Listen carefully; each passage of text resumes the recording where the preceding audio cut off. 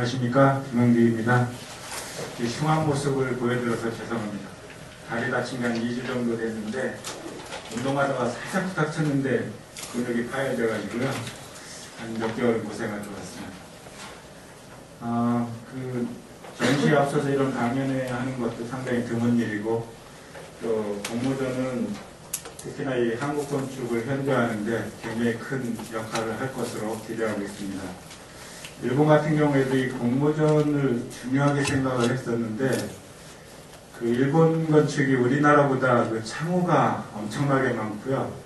주부들이 한번 외출을 하면 창 닫는데 1시간 걸리고 여는데 1시간 걸리기 때문에 이 제일 먼저 앞장을 섰던 것들이 주부예요. 그래서 주부들이 그 이런 건축 공모전 할 때 앞장서서 이런 부분은 좀 불편하니까 고치게 해달라 해서 문구에 넣었던 적이 있습니다.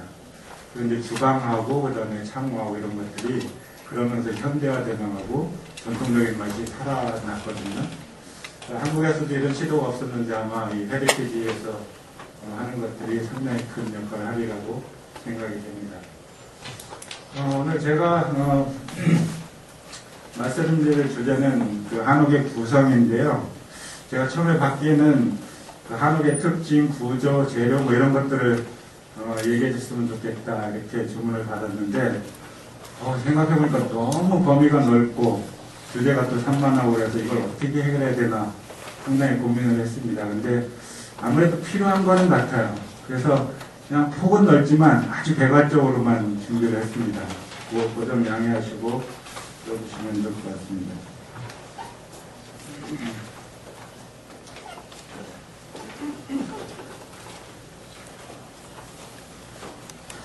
저는 우리 한옥을 그렇게 생각합니다.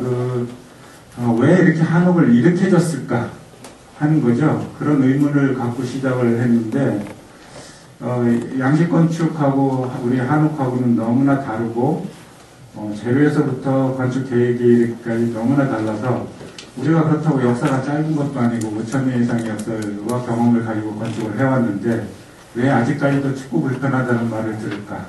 그걸 가지고 고민을 해봤었거든요. 그래서 결론부터 말씀드리면 건축을 하는 목표가 달랐지 않느냐, 그렇게 결론을 저는 내렸습니다. 그게 뭐냐면 이제 건축이라는 게 아시다시피 기본적인 어떤 외부의 충격을 이렇게 방어하는 것이 이제 가장 기본적인 기능이죠. 그거 외에 플러스할 수 있는 기능들이 굉장히 많은데, 그 중에 목표가 서양 건축이 예를 아주 단순하게 보면은 이렇게 편안함, 안락함, 온습도 이렇게 딱 맞춰가지고 그런 것을 추구했다 하면, 한국 건축은 편안함을 추구했다기보다는 결론적으로 건강함을 추구한 저택이 아닌가, 저는 그렇게 생각합니다. 그래서 제일 먼저 눈에 띄는 것은 대문간을 들어서서 마당을 들어서서 텐마루를 올라서서 대청마루를 해서 방 안으로 들어가서, 동선이 일단 굉장히 길고 단차가 많다는 뜻이죠. 그래서 어렸을 때는 여기서 불러보기도 하고 떨어져서 이렇게 마당에 서 일어나 보기도 하고 이렇게 했지만은 다친 적은 한 번도 없습니다. 그게 아마 어렸을 때 그 신체적 단련이 집을 통해서 가능하지 않았겠는가, 그렇게 생각이 들고요. 어른들도 이렇게 무릎을 높이 들어야지만 계단도 올라갈 수 있고 마루에도 올라갈 수 있고, 아마 관절 훈련에 굉장히 좋은 효과가 있지 않을까 생각이 듭니다. 그리고 또 하나는 텐마루가 이게 완충 공간으로서의 기능을 톡톡히 하고 있는 건데, 어떻게 보면 버려진 공간이고 쓸데없는 공간 같지만 신체적으로도 걸터 앉아서 옷도 정리하고 신발도 신고 이런 여유적인 신적인 여유도 있고요. 그 다음에 이제 그 마당과 이 텐마루도 온도 차이가 있고, 또 대청마루 안쪽은 더 온도 차이가 있고, 그러면서 이제 점차 방 안으로 들어가게 되는, 동선이 길다 보니까 온도를 점차 적응하면서 방 안으로 갔다가 온도에 적응하면서 밖으로 나가게, 그렇게 한단 말이죠. 아파트 같으면 이 철문 하나에 안과박이 구분이 되기 때문에 보통 한 20, 30도 온도 차이를 한 방에 극복해야 되는 그런 문제점을 안고 있습니다. 그래서 저는 이런 그 길고 복잡한 이런 구조는 바로 그 건강함을 위해서 추구하는 건축의 목표가 아닌가. 건축의 목표는 서로 다를 수 있죠. 그러나 사람이 선택하는 거기 때문에 어느 걸 선택하는지는 여러분들 손에 달려있는 겁니다. 그래서 저는 그렇게 한옥을 보고 있습니다. 그래서 이런 불편한 요소를 완벽하게 편안한 요소로 바꾸는 것은 그렇게 바람직한 것은 아니겠다, 그런 생각을 하고 있습니다.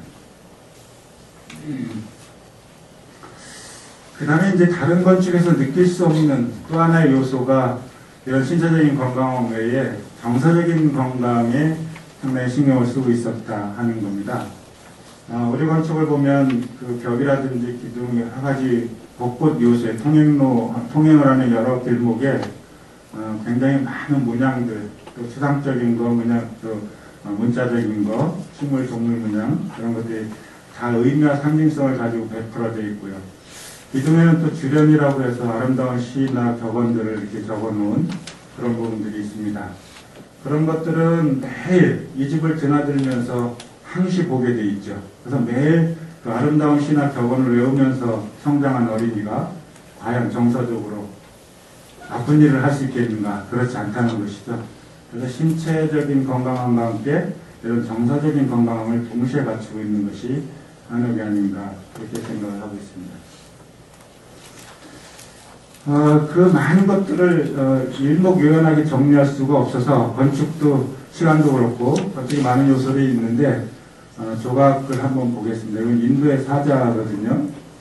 우리 건축이 어떤 느낌과 분위기로 지어지는지 하는 것들을 대표적으로 보여드리는 건데 이건 인도 사자입니다.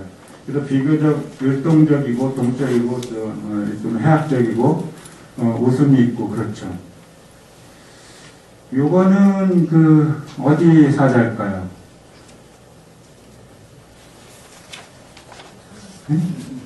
이건 네팔 겁니다. 네팔. 그래서 그 사자는 이제 대개는 불교를 통해서 한국까지 전파되어 왔는데 건물 문 양쪽에 이렇게 쓰게 되고 출입하는 사람을 통제하고 제어하는 역할을 합니다. 그러나 그것을 만든 사람의 민족성이나 성격에 따라서 미문적 요인에 따라서 이렇게 달라질 수 있다는 거예요. 네팔은 바로 붙어 있거든요, 인도하고. 그런데도 불구하고 이렇게 종족이 다르다 보니까 이 사자를 보면 완전히 다르죠. 몸매도 다르고 얼굴 표정, 헤어스타일 완전히 다 다르지 않습니까? 이건 어딜까요? 한 번에 아시겠죠? 중국 안 가오신 분도 되게 중국 거라고 아시더라고요. 이거 우리하고 다르다는 것을 알 수 있죠. 이것도 중국 겁니다. 이건 철을 만들고 돌로 만들어서 차이점은 있지만 그 자태에서 아름다움이나 근엄함 뭐 이런 것들이 동시에 느껴져야 되는 거죠. 만약에 이 사자들 보고 정말 아름답다 이렇게 느끼면 아마 중국 사람 피가 흐르는 거겠죠. 그렇지 않다면 이민족인 거예요. 그러니까 민족성이 조각이든 건축물에는 반드시 반영되고 있다는 것을 나타내고 있죠. 반면에 한국 사자를 보겠습니다. 요게 경주 괴릉에 있는 한국 사자거든요. 쭉 사자를 일렬로 나열해놓고 보니까 확연히 비교가 되시죠. 한국 사자를 보면 이가 완전히 드러나 있고 운동 표정에 동작도 상당히 어설프면서 율동적이고 지키는 놈이 앞을 똑바로 봤는데 딴짓하면서 있고 말이죠. 역할은 똑같아요. 그러나 이렇게 자태와 모습이 달라질 수 있다는 거죠. 그래서 이 사자는 이 조각을 한 사람은 이 사자에 나타난 표정만큼의 즐거움이 없다면 이 사자 조각이 불가능했을 겁니다. 그죠? 그리고 남을 제압하고 억압하는데 웃으면서 이렇게 제압할 수 있다는 게 훨씬 더 고단수죠. 그런 느낌과 감각들이 이런 조각뿐만 아니라 우리 건축에도 반영되어 있다고 하는 생각을 가지시고 들여다보면 좋을 것 같습니다.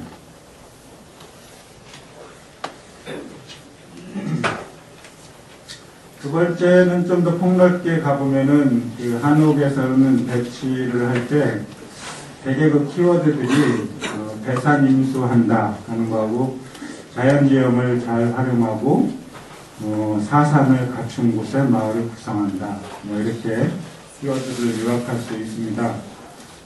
대개 그런 것들이 키워드라면 왜 그랬을지에 대한 역사적 경험이 농축되어 있다고 하는 거죠. 그래서 대개 지금 현재 보시는 사진은 그 양동마을인데요. 앞에 내가 있고 산 구릉에 집을 배치하고 넓은 들이 펼쳐진 곳에 마을을 구성을 했죠. 전 뒤에 댐을 만들어서 좀 불편하긴 합니다만은 아무튼 뒤에는 이렇게 산에 의지해서 마을을 구성하고 보시면 이렇게 밀지 않았죠. 자연의 그 경사지를 그대로 활용해서 국부적으로 다른 자연환경을 그대로 이용해서 집들을 배치한 모습들을 보실 수가 있을 겁니다. 그리고 배산임수한다는 것은 물론 그 자연적인 사상적인 것 외에도 실질적으로 북서풍을 막아준다든지 넓은 곡창지대와 물을 얻을 수 있는 유리한 지형 조건을 갖기 때문에 반드시 필요한 그런 자연 조건이라고 볼 수가 있겠죠. 포크레인이 없었던 시대이기 때문에 땅을 파기 어려워서 평지를 안 만들었겠지 않느냐, 뭐 이렇게 말할 수도 있겠지만, 가능하면 땅을 건드리지 않고 이렇게 자연지형을 활용하는 것이 마을에서 가장 중요한 부분이고요.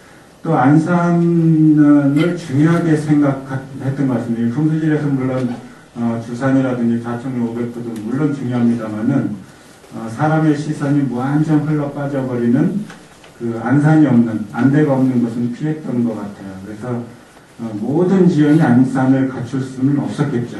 그런 마을을 보면 마을 너기에 마을 숲을 바꿔서 그것을 안대 삼거나 개인 집이라면 집 마당에다가 가산을 만들어서 그 가산을 안대 삼기도 합니다. 그래서 반드시 이렇게 안대가 있는 것을, 시선이 완전 빠져나가는 것을 경계했다 하는 것을 아실 수가 있습니다. 이게 이제 마을 조금 더 크로즈업 해보면 이게 상당한 경사진데도 불구하고 이렇게 등성이를 타거나 골짜기를 뛰거나 하면서 또 북부적으로 향도 다 다르죠. 또 북부적으로 불어오는 바람이 다르고 또 태양의 조건이 다릅니다. 그것을 최대한 활용하면서 향과 배치를 해나가고 있다 하는 것이 이제 특징이 됩니다. 그렇게 산지 지형이 있는 반면에 이것처럼 여기는 하회마을입니다만은 평지에 이 마을을 구성을 했죠. 그러나 이런 평지에 구성을 하더라도 대도시가 아닌 이상에는 이 마을길이 사람의 동선처럼 구불구불하게 그렇게 계획을 했죠. 그래서 박리제라고 하는 그런 기법들은 차량 중심의 대도시에 사용됐던 것이고 나머지 보행 중심의 도시는 이렇게 구불구불하게 도시계획을 아니죠 마을 계획을 했다는 것을 아실 수가 있습니다. 그리고 이것은 나간읍성 마을입니다만 역시 마찬가지죠. 마을길이 한눈에 보이지 않는 그런 계획을 하고 있습니다. 그리고 이게 조선 후기 때 조성된 마을이기 때문에 이 담장을 보시면 똑바로 살 수 있는 기술이 있었겠죠. 설마 5,000년의 건축 역사의 경험을 가지고 있는데 저거 일자로 못 샀을까요? 그렇지 않다는 뜻입니다. 그럼에도 불구하고 곡선으로 쌌다는 얘기는 곡선이 훨씬 더 단단하다는 거죠. 담장이 무너지지 않고 훨씬 오래 견디기 때문에 저렇게 싼다 하는 것입니다. 그리고 오히려 접착제를 쓰지 않고 이렇게 돌만 쌓는 것이 겨울에 얼었다 녹았다 했을 때도 유동적으로 움직였다가 제자를 잡기 때문에 훨씬 더 오래 견딘다는 뜻입니다. 성곽에서도 이게 물이 내려오는 보호 같은 데서는 이렇게 곡선 아치로 틀어서 그 힘에 견디고 있는 것을 볼 수가 있습니다. 그래서 이거는 상당히 구조적이고 기능적인 역할을 하고 있다는 거죠. 그 다음에 이제 그 배치를 좀 더 크로즈업해서 접근해 보면은, 비대칭, 한국의 지금 비대칭이 아닌가, 비대칭을 원칙으로 한 것이 아닌가, 이렇게 생각이 듭니다. 위에 있는 사진은 저기 중국의 가역관에 있는, 관문에 있는 우리를 치면 이제 사학원이라고 하는 게 우리를 치면 양반주택과 같은 그런 주택이 하나 있어요. 근데 이건 완벽하게 좌우대칭인 걸 아실 수가 있죠.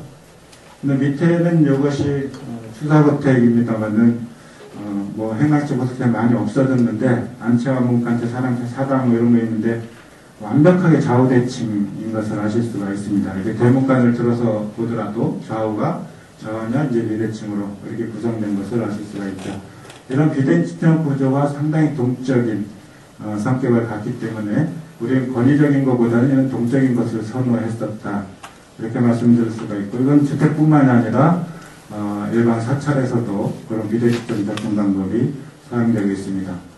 우리나라에서는 그 서원과 향교가 가장 완벽하게 좌우대칭처럼 그렇게 배치가 되어 있는데, 여러분들 병산서원 같은데 완벽한 좌우대칭 같죠. 그러나 실제 도면으로 표현된 것을 보면 건물을 약간씩 틀었습니다. 공간을 아주 절묘하게 동선을 유도해가면서 열고 닫고 해가면서 그 공간에 미가 있죠. 그래서 우리 건축은 대칭은 거의 사용하지 않았다고 그렇게 생각이 듭니다.